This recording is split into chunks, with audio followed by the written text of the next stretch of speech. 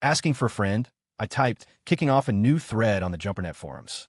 It was my signature opening, a classic bait and switch to farm replies and kill some time in the Nexus. What do you do if you encounter? While I waited for the replies to roll in, I browsed the mission list. Pixie, my system sprite that I'd shaped to look like a cute little floating creature from a game, had pushed to my screen. Lately, the failure rate for jumpers had been skyrocketing. Old-timers were getting wiped out in mission worlds left and right, which meant a steady stream of newbies binding to systems and flooding the forums. My little playground was thriving. There were always fresh fish eager to take the bait, becoming another source of my entertainment. So what world should I grace with my presence this time? My wife fell for the intern, been there, done that. My soul forge was already crammed with the spirits of over 200 interns. Pass. My GF and her guy bestie are backpacking through Europe without me. No challenge. Boring. Guy besties are the kind of creatures I grab and instantly distill into essence. The resulting energy pills always have a foul, greasy taste. I'm sick of them. My childhood sweetheart is in love with a brooding, emo goblin. Now that one sounds interesting. I should check it out. Wait, what? The status already showed. Mission snagged by another jumper. Offer canceled. A pity. Life is like that. Hesitate for a second, and you miss your chance. My CEO wife has left me at the altar 1,000 times. I think I'm ready to give up? Nope. The original host was a world-class simp. A mission like that would just piss me off. As I wrestled with my indecision, Pixie, who had been dozing in my arms, suddenly shot up, her eyes wide with an eager excitement. Kane, I just got a DM. It's an exclusive invitation, just for you. Exclusive? Yeah, it's a non-public mission world. The client specifically designated you as the only jumper who can accept. Want to hear the details? That piqued my interest. An exclusive mission? I'd never heard of such a thing. If I didn't get the details, my burning curiosity would eat me alive. This invitation was modified from a standard request, Pixie explained. The situation is pretty urgent, so they didn't even have time to update the mission description. Here, this is the original story briefing. Just use it for world background. Everything else follows the notes in the exclusive invite. Pixie zipped into the air and tapped her finger gently on my forehead. The mission data synced instantly. Carter Evans and his childhood sweetheart, Isabel Winters, achieved their lifelong dream together. They both got into North River University and became the campus's most admired couple. They got engaged right after graduation, the envy of all their friends. However, a younger student in Carter's department, Aiden Shaw, fell hopelessly in love with Isabel the first moment he saw her. A traumatic childhood had tainted Aiden's handsome features with a dark, brooding quality, a broken vulnerability that young women found irresistible. He was also utterly ruthless, stopping at nothing to achieve his goals. At first, Carter treated Aiden like a younger brother. He never imagined that Aiden would repeatedly insert himself between him and Isabel, growing closer and closer to his fiancée. Carter started to feel something was wrong. But Isabel, filled with pity for Aiden, was determined to help him heal his childhood wounds. She repeatedly abandoned Carter to comfort Aiden, completely oblivious to the lines they were crossing. Instead, she saw Carter's attempts to make her keep her distance as petty, small-minded, and lacking in empathy, not at all like a real man. Finally, one night, while staying up to comfort Aiden, who claimed he'd been followed and was terrified, Isabel drank a spiked beverage he'd prepared for her. Unable to control her impulses, she gave him her virginity. The next morning, Isabel didn't suspect Aiden of any malice, believing the mistake was a result of her own impulsive actions. When she saw him crying, his face a mask of remorse, her heart softened, and she let the matter drop. What she didn't know was that Aiden had secretly set up a camera, recorded everything, and sent the video to Carter. Upon receiving proof of his fiancée's infidelity, Carter could no longer contain his rage. He decided to pack his things and leave quietly, leaving behind a statement canceling the wedding and a contract signing over all his assets. He would preserve his last shred of dignity by leaving with nothing. TSK. Leaving with nothing was his last shred of dignity. Ha! What a bargain. I roared with laughter, thoroughly amused by the plot. I don't know when it happened, but the more tragic the story, the harder it became for me to feel any sympathy for the victim. Instead, I just get curious about how much more absurd their suffering could get. It was all just entertainment to me. That's just the old mission brief. Pixie chirped. The new request has been loaded. It came in such a rush that the client's identity wasn't even recorded. That's extremely rare. Sure enough, beneath the story summary, I saw the words, briefing for reference only. Mission parameters replaced. I read the new mission request, and my jaw dropped. Help! Help! The aliens are invading. This. This was too good. Pixie, have I been jumping too much? Am I sleep-deprived and hallucinating? A trashy soap opera world is being invaded by aliens? Did I wake up on the wrong side of the nexus? You're not seeing things. And this is an exclusive invitation addressed specifically to you. I'm guessing the client wants you to go fight aliens and save the world. Seriously? They think I'm some kind of savior? What naive little darling is this? I almost want to tuck them away in my soul forge for safekeeping. Pixie, completely unfazed by my dark humor, zipped around my head in a cheerful loop. My guess is the client is genuinely desperate. They probably didn't have time to look up how you got your demon lore title. They just saw your power levels and went for it. I mean, whoever heard of a cheesy romance world having to deal with an alien invasion? If it were me, I'd be panicking too. What's the payout? The works, soul energy, karma, fate, and system points. And it's a direct payment from the client. No peer review required. You can go as wild as you want in the mission world without worrying about other jumpers tanking your rating. It's basically another vacation world, provided, of course, you handle the alien invaders for them. I considered it for a moment before a grin spread across my face, the excitement in my eyes impossible to hide. All right, fine. I'll take it. Send me in. I want to see what these aliens are selling. A trashy romance world invaded by aliens? This was a once-in-a-century opportunity. There was no way I was going to miss out on this much fun. Okay, good luck on your mission, host. The transport activated, and my consciousness dissolved into a stream of light, plunging into the void. I already told you. There's nothing going on between Aiden and me. We're just friends. Why won't you believe me? That night was an accident. The only one I've ever loved is you. So what if I accidentally got pregnant with his baby? It wasn't his fault. Why do you have to keep harping on it like some stray dog gnawing on a bone? You're a grown man. Why are you so damn petty? It's not like the baby won't call you dad when it's born. What is your problem? My head was buzzing. My entire body felt heavy and sluggish. Two blurry figures flickered in front of me, while a shrill, grating noise drilled into my ears, threatening to split my skull. Annoying. Smack! I swung my hand blindly toward the source of the noise. For a few glorious seconds, the world was finally quiet. You hit me? My own mother never hit me, you bastard. Get out. Get the hell out. I never should have let you hide in here with me and Aiden. I hope those alien monsters get you. My vision slowly sharpened. I was in a dimly lit basement, surrounded by mountains of garbage that reeked of something foul. The pregnant woman in front of me was shielding a slender man behind her. One hand was pressed to her reddening cheek, blood trickling from the corner of her lip, but her eyes were filled with a toxic cocktail of rage, shock, and indignation, staring at me like I was something she wanted to kill. Izzy, don't blame Carter, the slender man whimpered. I know he has it out for me, that he's never liked me, but at a time like this, to fake being unconscious just to scare you, especially when you're pregnant, that's just too much. It's okay, Izzy. It's all my fault. I shouldn't have come between you two. I'll just go. It's fine. I'll let the alien monsters take me. Stop. The man looked like he was about to shatter into a million pieces, a fragile doll cowering behind Isabel. But as he looked at me, a flicker of triumphant provocation flashed in his eyes. Too bad for him. I may have inherited the original host's memories and his karma, but I was no doormat. Boo-hoo your ass. A grown man crying like that? It's disgusting. Watch me slap that look right off your face. In a single explosive movement, I launched myself from the floor, a blur of motion that bypassed Isabel before she could react. A thunderous slap, delivered with the force of a freight train, connected squarely with Aiden's face, who was still hiding behind the woman, thinking he was safe. Act! Aiden's body was sent spinning through the air before crashing into a pile of garbage, instantly covering him in all sorts of colorful filth. He struggled for a moment before clambering to his feet, his face already swollen into a porcine mask. He swayed unsteadily, the cunning and darkness in his eyes replaced by the clear-eyed stupidity of a college kid who'd just been hit by a truck. You? Carter Evans. Have you lost your mind? First you played dead to get out of finding supplies, and now you're hitting people. Don't you know Aiden suffers from depression? What if you really hurt him? How can you be so vicious? Smack! Another sharp crack echoed through the basement.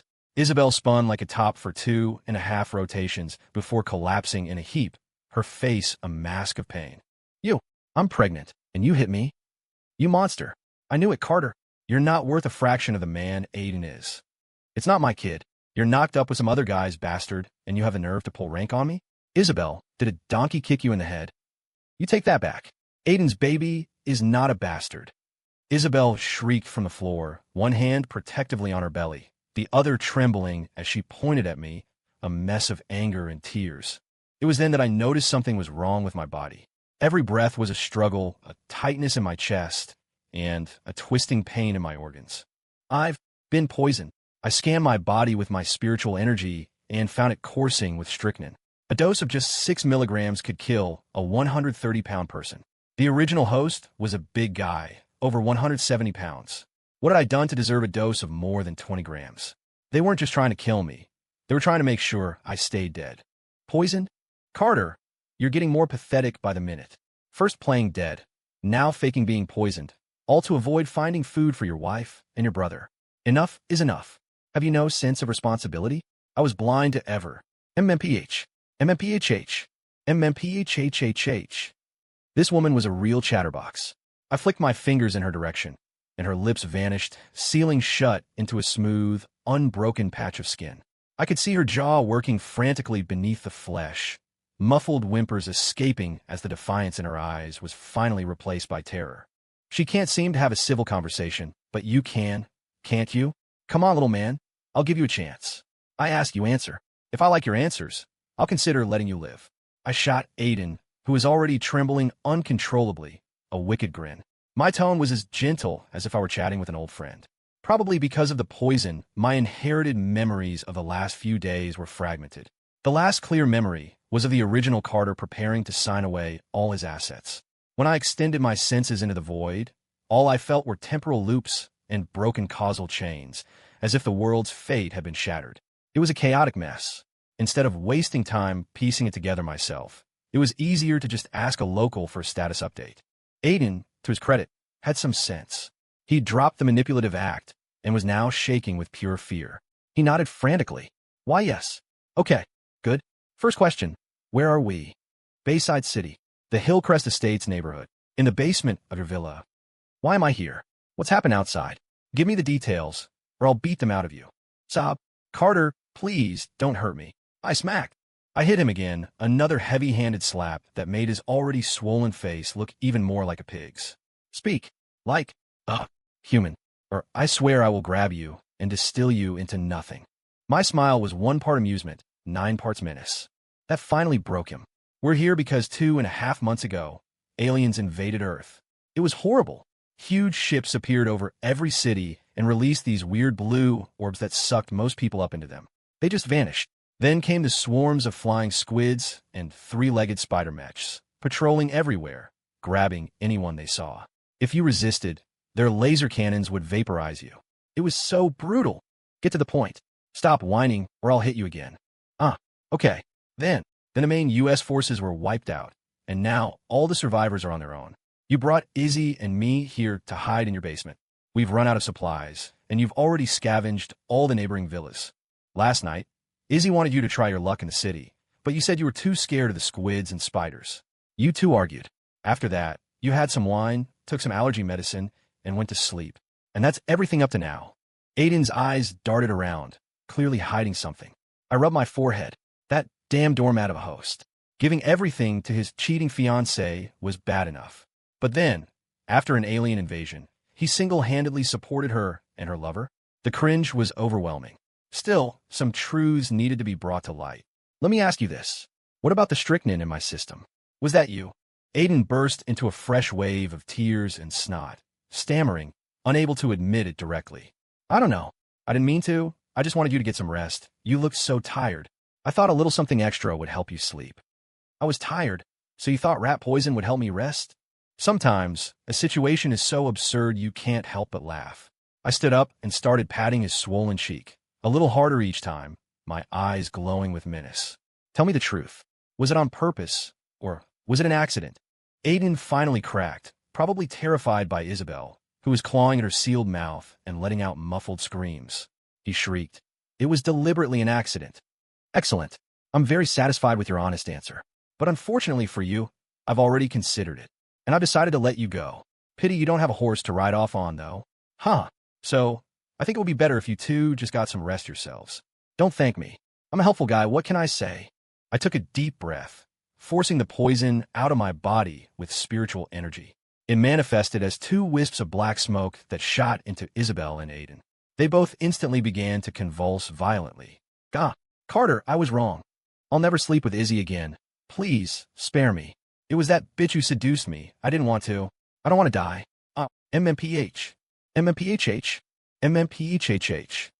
Ignoring the two shrimps writhing in agony, I yawned and casually left the basement. It was clear these two idiots didn't know anything else of value. It would be more productive to go meet the aliens myself. The original host might have been afraid of them, but Carter Evans, the Demon Lord, certainly wasn't. The sky was completely smothered by bruised, heavy clouds that pressed down on the earth, creating a suffocating sense of despair. Lightning flashed within the roiling cloud cover. As thunder ripped across the sky, I could faintly make out colossal tentacles writhing behind the storm.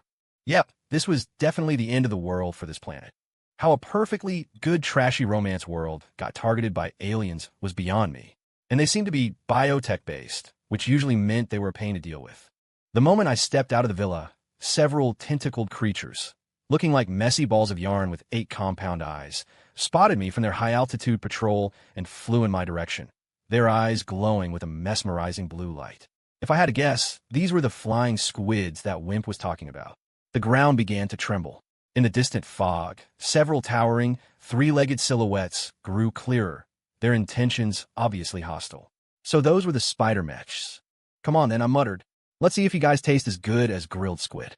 Against these things, I couldn't be bothered with self-imposed rules like fighting on their level. They were ugly as sin, and there was no fun to be had in drawing out a fight with them. In the next instant, the void coalesced behind me, forming wings as black as ink. I shot into the sky, my spiritual energy twisting into threads between my fingers, condensing into blades sharp enough to atomize any matter. I charged straight for the flying squids. The aliens clearly weren't experienced with psychic encryption. I could feel waves of pure terror rolling off the squids as they communicated with each other. But this was our first meeting. I couldn't just let them go easy. A series of sonic booms ripped through the heavens. I moved like a bolt of black lightning between the squids. The alien monsters, who had just started to turn and flee, exploded into showers of blue blood high above. Seeing this, the giant spider mechs on the ground let out deep, siren-like roars. They began to back away, their bodies glowing with a dazzling blue light, seemingly preparing to fire their legendary laser cannons at me. Come on, don't disappoint me. Those squids have been pathetically weak. Killing them was about as difficult as swatting the psycho duo in the basement. I hoped these big crawlers on the ground would offer more of a challenge. Reality, however, was a cruel mistress. The energy the spider mechs were gathering wasn't for an attack. It was to rip open portals and escape. As the monsters I'd been hoping to fight began diving one by one into spatial rifts and vanishing without a second thought, I was so furious I could have spit fire. The cowardly bastards. Despicable. Seeing the last spider about to disappear, I dove from the sky like a meteor, a black comet slamming into its massive body. I wrapped my arms around it, the power of distillation flowing from my palms.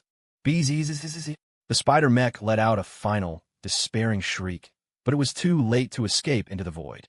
Its body shrank rapidly, collapsing in on itself until it became a small, glowing pill emitting a blue-green vapor. My first time meeting aliens in a modern world. I have to at least see what they taste like. Ugh, yuck, I spat. This tastes even worse than the pills I make from scumbags. It's all tech and chemicals. I can taste the assembly line. Disgusting. What a waste. I thought I'd found a new toy, but after one brief skirmish, I was disappointed to find they were neither fun to fight nor good to eat. They were clearly just biological weapons. The heavy industrial flavor was a far cry from what I imagined the aliens' true forms would be. The sense of loss was hard to put into words. Just then, I noticed that the spider mech had been clutching a human girl in its tendrils. When I distilled it, the girl had fallen to the ground, the impact not enough to wake her from her deep unconsciousness. Oh, a survivor? Let's hope she knows more than that psycho duo. The girl's body was twitching, her eyes rolling wildly beneath her eyelids, clearly trapped in a nightmare. I extended a thread of spiritual energy into her mind, gently soothing her panic. Once she grew calm, I picked her up and found a relatively intact villa ruin nearby to set up a temporary camp. So, your name is Lily? And your family, your dad, mom, and 3 older brothers are all hiding in a temporary shelter. But they were angry because you didn't take care of your adopted sister, and as punishment for pushing her down the stairs, they sent you, a young girl, out with a few grown men to find supplies. And they told you that if you couldn't find her favorite fresh cream puffs, you should just die out here. I stared incredulously at the girl, crying softly by the campfire. For a moment, I wasn't sure if the things I'd just fought off were the aliens, or if this girl's so-called family were the real monsters. I didn't push Lana. She fell on purpose. Right before she fell, she whispered to me that she was doing it to attract the squid monsters. She wanted some of our family to die, so they would all hate me forever. But Dad and Mom wouldn't believe me. My brothers almost beat me to death. I didn't do anything wrong, so why am I always the one who gets hurt? Sobi. The girl, clearly not yet an adult, hugged her knees and buried her face, crying her heart out. Looking at the bruises and cuts covering her body, I sighed and pulled a pill from my pocket, casually molding it into the shape of a caramel chew. Stop crying. It's over now. Here, have a piece of candy to tide you over. No, that's too precious. I can't just take your things. Besides, I ate before I left. I'm not hungry. Gruel. Her stomach lodged a loud, formal protest. I tilted my head, then opened a rift in the air behind me and pulled out a carton of milk, a few sausages, and a loaf of bread. Eat. Don't be afraid. You saw what happened. Those alien monsters run from me like they've seen a ghost. Finding these supplies is a piece of cake for me. But, big brother, I can't just take your food for free. When my mom still loved me, she told me that polite children don't accept valuable gifts for strangers. Even though she stopped loving me after they adopted my sister Lana, I still remember what she taught me. The girl's eyes, staring at the food, were filled with a mixture of restraint and longing, and a deep nostalgia for a mother's love now lost. Large tears fell on her dirty dress. She looked so pitiful it made my own nose tingle. It's not for free. Once you're full, Big Brother has a lot of questions for you. I'm trading my food for your information. That's called an equal exchange. Do you understand, little Lily? The little girl finally gave in to the temptation of food and nodded weakly. After devouring the meal, Lily rubbed her slightly bulging stomach, a look of pure contentment on her face, though tears continued to stream down her cheeks. After she rested for a moment, I got a more detailed account of the alien invasion from her. It all started one night about 2.5 months ago. First, the stars fell from the sky as countless massive alien ships appeared. The upper atmosphere was completely blotted out by thick red and black clouds, where horrifyingly large tentacles could be seen moving. The alien ships used a blue light to capture humans on a massive scale. After most of the urban population was gone, they deployed countless flying squids and spider mechs to begin a full-scale sweep. Interestingly, humanity wasn't completely helpless. Just last month, the military had managed to gather a significant force and launch a counterattack. For a time, it even looked like they were on the verge of retaking Bayside City. According to Lily, their shelter had even picked up military broadcasts promising rescue and supply drops. But for some unknown reason, the army, which had been winning, suddenly collapsed. A survivor who later fled to their shelter claimed there had been some kind of internal problem. After that, humanity was no longer able to mount any organized resistance. Annihilation by the aliens was now just a matter of time. But Mr. Walsh, one of the men who escaped to our shelter, said there are still military units in the north gathering survivors, Lily said. They're trying to rally for another stand against the aliens. It seems like they're not short on supplies up there, and conditions are much better than here. Carter, big brother, if you want to know more, that might be a better place for you. Fed and rested, and having wiped her face and hands with a wet wipe I'd given her, the girl's bright eyes had regained some of their sparkle. Though she was reluctant to part with me, she offered the most valuable piece of information she had. The north, huh? Might be worth a look. I looked northward, lost in thought, then turned to her with a smile. Lily, your information is very valuable, enough for me to help you more. Since the north is safer, do you want to come with me and check it out? The girl's eyes lit up, shining with renewed hope. Yes, I'd love to go with you, Big Brother Carter. Before I could respond, a sharp, shrewish woman's voice shrieked from outside the villa. Love to go my ass. Lily, you little slut. I sent you out to find supplies, not a new man. Mom, don't be angry. I'm sure Big Sister was just confused for a moment, thinking about running off with a strange man. We could just teach her a lesson. Another voice, dripping with saccharine sweetness, chimed in. The sound made my skin crawl. A chaotic clatter of footsteps grew louder. The next moment, 3 burly young men stormed into the villa ruins, rolling up their sleeves and charging straight for Lily. There you are, Lily Rose. I knew you couldn't even go on a supply run without causing trouble. Looks like I went too easy on you last time. How did I end up with a worthless sister like you? You're not even worth Lana's little finger. If Lana hadn't warned us, I never would have guessed you'd be shacking up with an outsider this fast. This time, even if Lana begs us, I'm going to beat you to death. Lily looked at me with terror in her eyes, clearly wanting to hide behind me. But even knowing I wasn't afraid of the aliens, her ingrained habit of not wanting to be a burden kept her from asking for help. In the end, she just squeezed her eyes shut, bracing for the judgment of her furious family. Thank goodness I got here in time. Otherwise, Big Sister Lily would have teamed up with some wandering thugs and gotten us all killed, just like in my past life.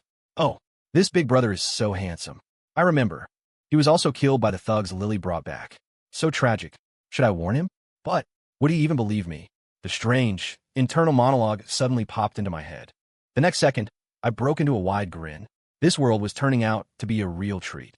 The aliens might be pushovers, but the humans were providing more entertainment than any mission I'd been on in ages.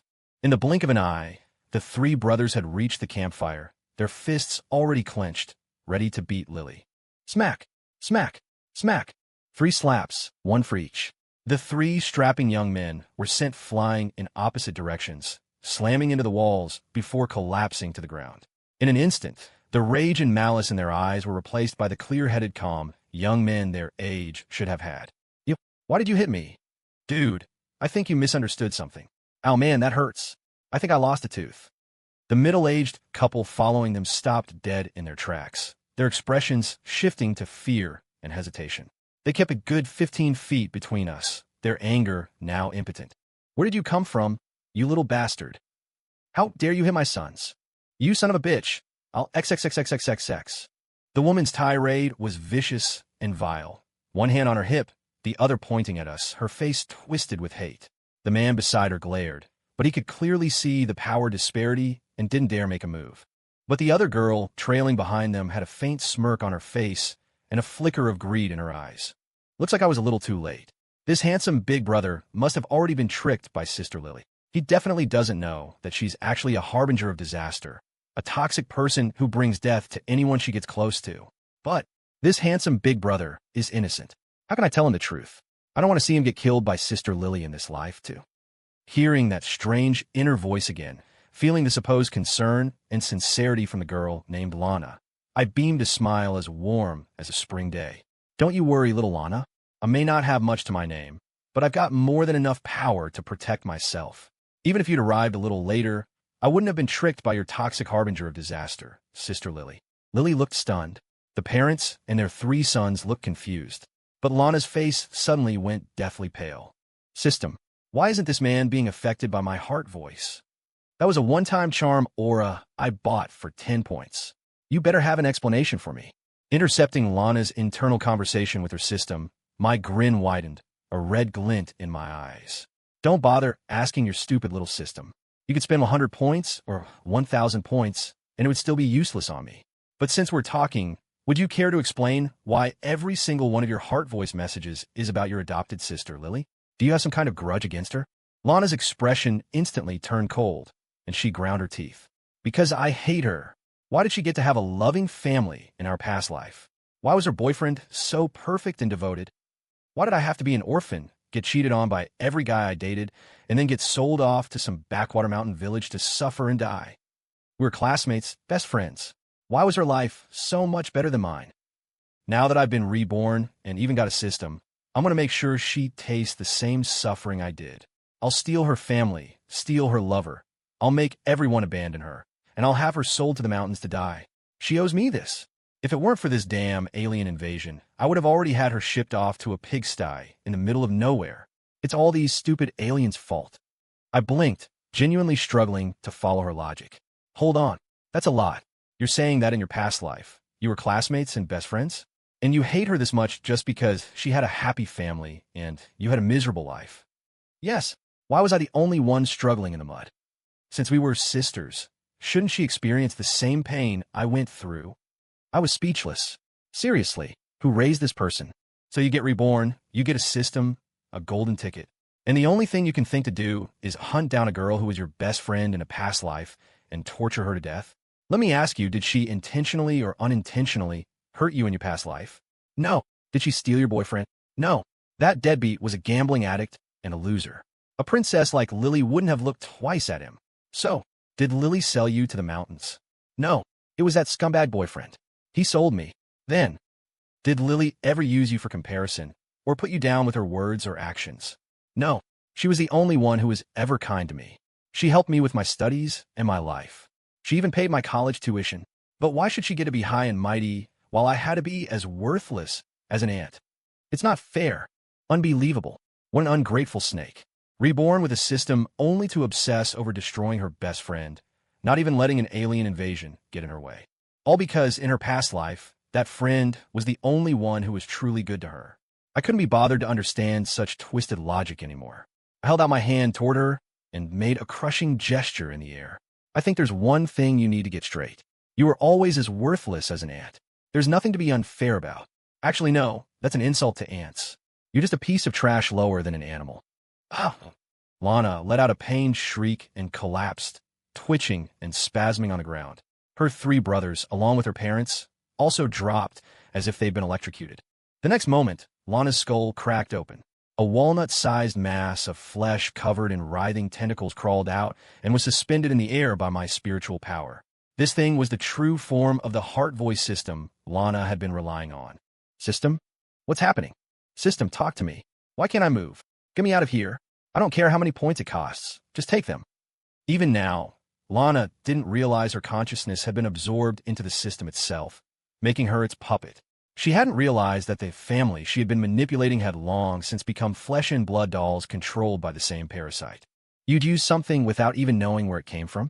Ignorance truly is bliss. As Lily watched in horror, I popped the heart voice system into my mouth and swallowed it, letting out a satisfied burp. Ah, now that's a much better vintage. A pure, unadulterated product of filth. Delicious, and it doesn't go to your head. Perfect.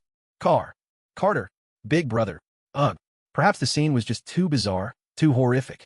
Lily couldn't take the mind-bending terror anymore. Her eyes rolled back in her head, and she fainted.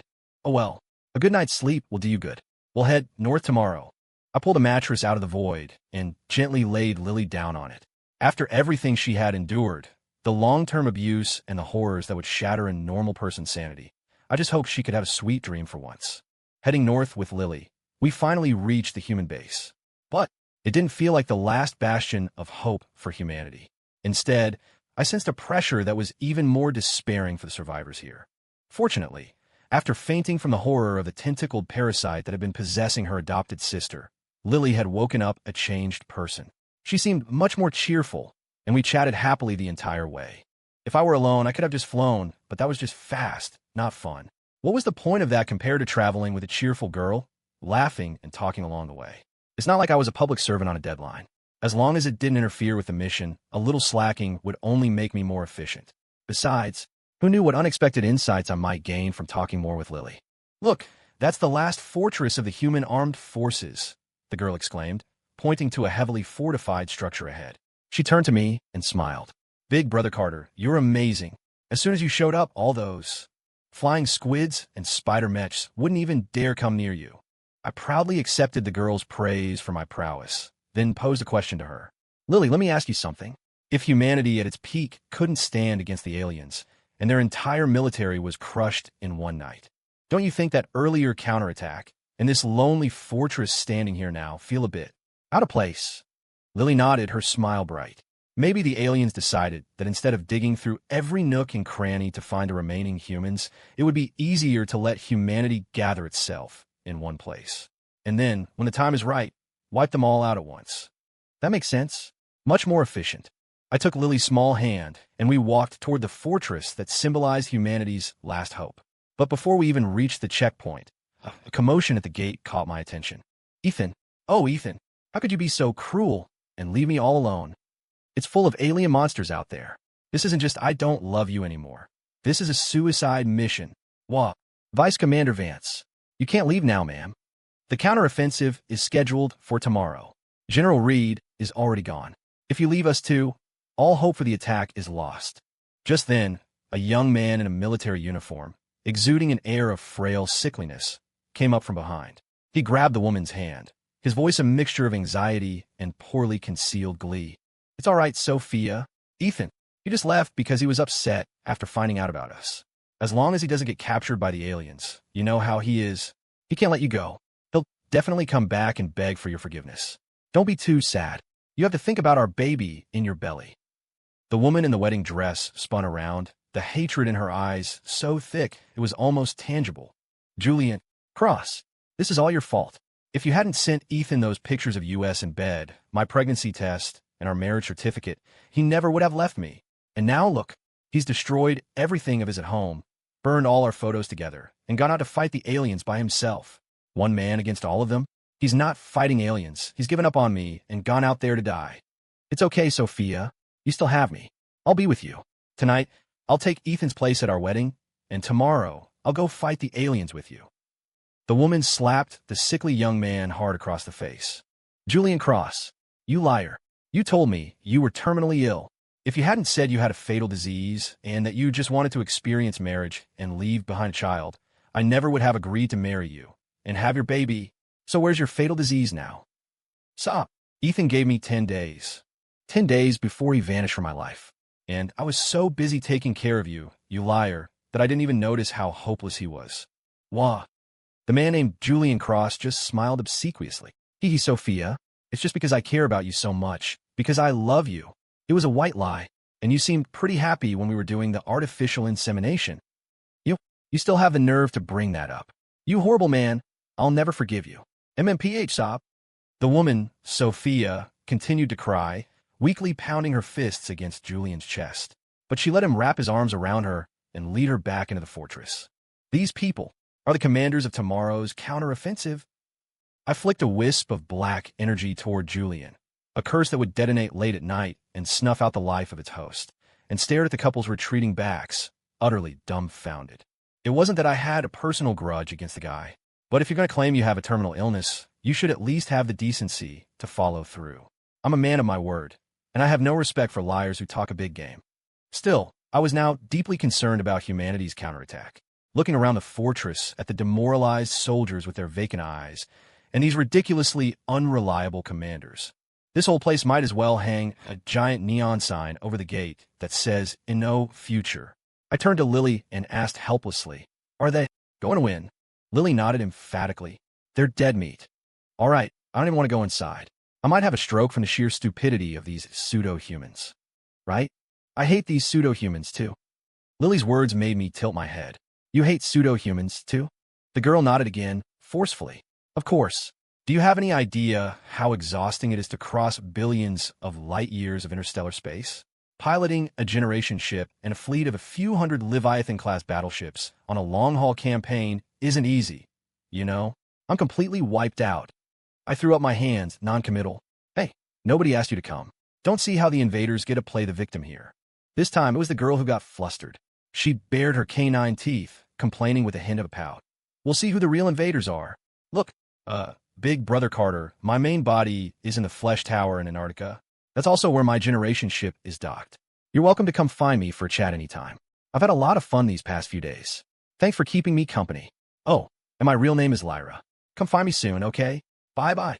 With that, Lily's eyes rolled back, and she collapsed to the ground, feeling a faint wisp of spiritual energy rapidly retreating into the distance. I had no choice but to pick up the unconscious girl and head toward the human fortress. Once I had the real Lily Rose settled, it would be time for me to go to Antarctica, find this alien named Lyra, and put an end to this whole farce.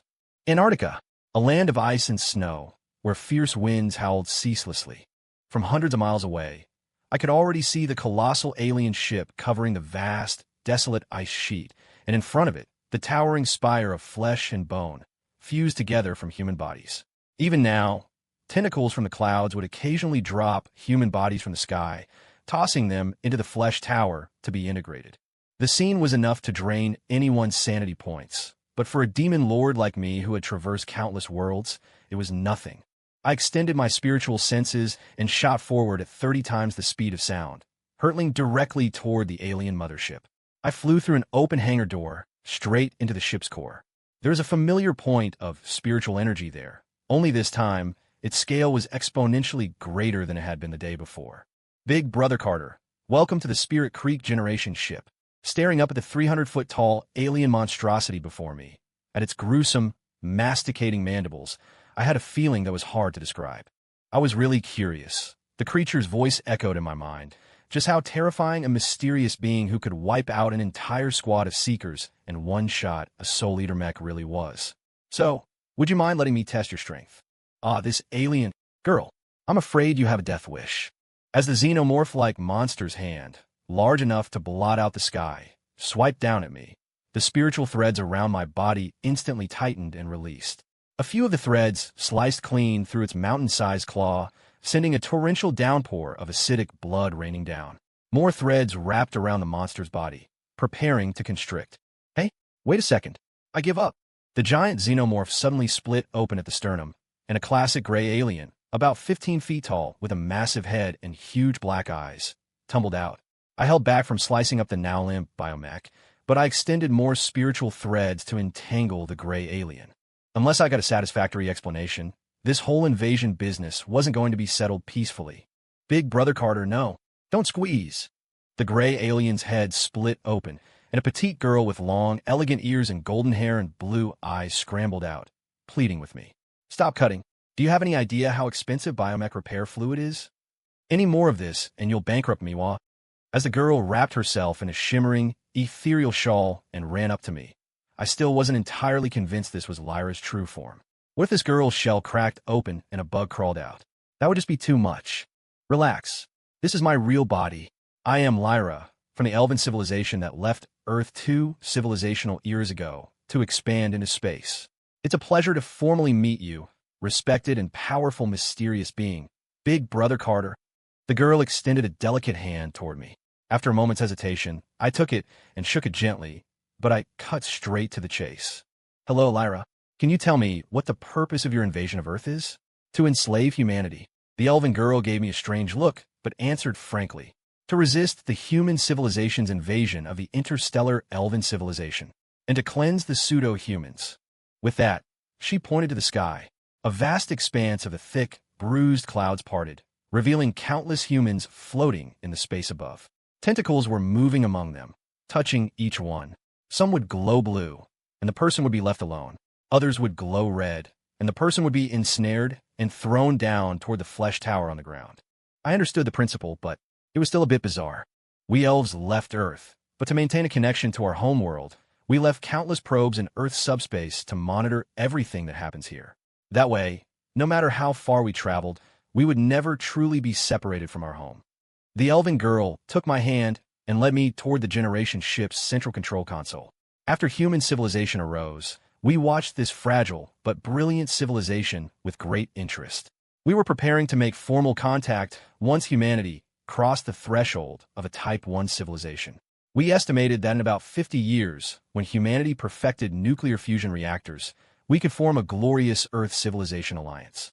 The girl brought up a holographic screen, displaying more information. But 2 years ago, the pseudo-human meme exploded within human civilization. I don't know why humanity didn't perceive this threat, or why they treated the infection's spread as a natural phenomenon. But we couldn't. We elves have a long history and a deep tradition of familial bonds. When the pseudo-human meme started to travel back through our probes and infect our own civilization, we had no choice. We had to simultaneously cull the elven pseudo-humans on our homeworlds while traveling all the way back to Earth to exterminate the source. The pseudo-human meme. I couldn't help but recall the various missions I'd experienced and the farces I'd witnessed in this world. The reborn childhood sweetheart who still chased after a deadbeat. The wife who poisoned her husband for her adopted brother. The wife who carved out her husband's kidney at her first love's request. The fiancé who had another man's baby and saw nothing wrong with it. The bizarre woman who was reborn just to destroy her best friend.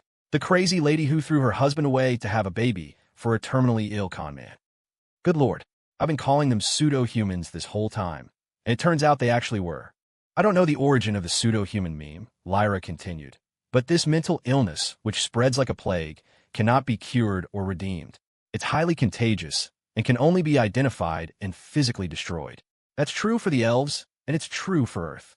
That's why I had to pull all the humans into the sky for quarantine, identify them one by one, and then prepare to return them to Earth. Lyra looked completely self-righteous, her conscience clearly clean. Humans didn't even notice that because of the pseudo-human meme, their technological progress had stagnated for several years. They can give up on themselves, but we elves cannot. I will not allow my people to start spouting nonsense like the one who isn't loved is the real homewrecker and spend their days acting like lunatics. After explaining everything, Lyra suddenly clasped her hands together and bowed deeply to me, her big, sparkling doe eyes full of expectation. I need your power, Big Brother Carter. The sooner we eliminate the pseudo-humans, the sooner I can go home.